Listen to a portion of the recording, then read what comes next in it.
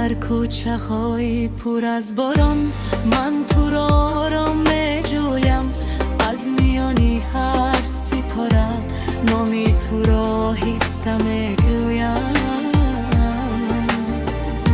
لبخندی تو مثل سحر میکند دل را پر از نور، با یک نگاه مهربان شد هم برای من پرشه.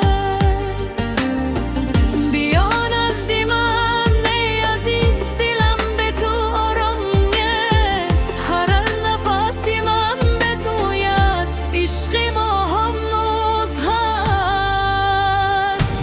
نگاهی تو چراغی راهم، تو بی سرودی هر پناهم، به تو شبها خم بلشن، با تو دل پر از امید است. یار یار بیا به دل من، همیشه ام سفرم تا ابد با نامی تو میزنه دل قلبی من.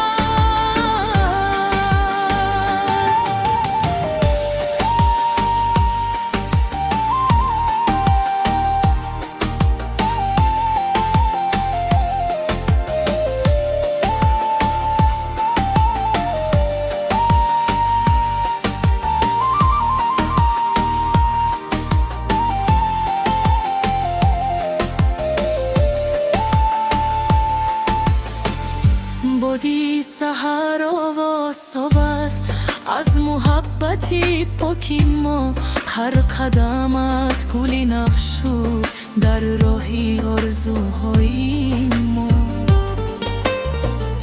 آسمانی پر از ستاره شاهد این عشق ماست، هر کودای ربم امروز نامی تو همراه ماست.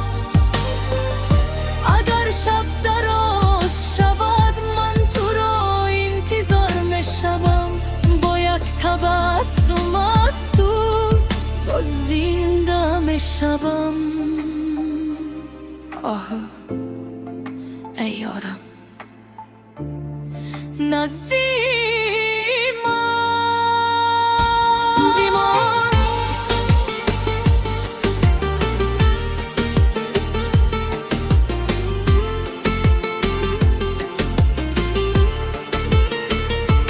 نگاهی تو چراغی راهم، تو بی آرزوی هر پگاهم، با تو زندگی زیباست، تو بی تمامی دنیایم. یار یار بیا کنارم ای گلی بهاری من، تو ابد در قلبی من میمانی تنها تو. شبی آرام نامی تو در دل من جاویدان.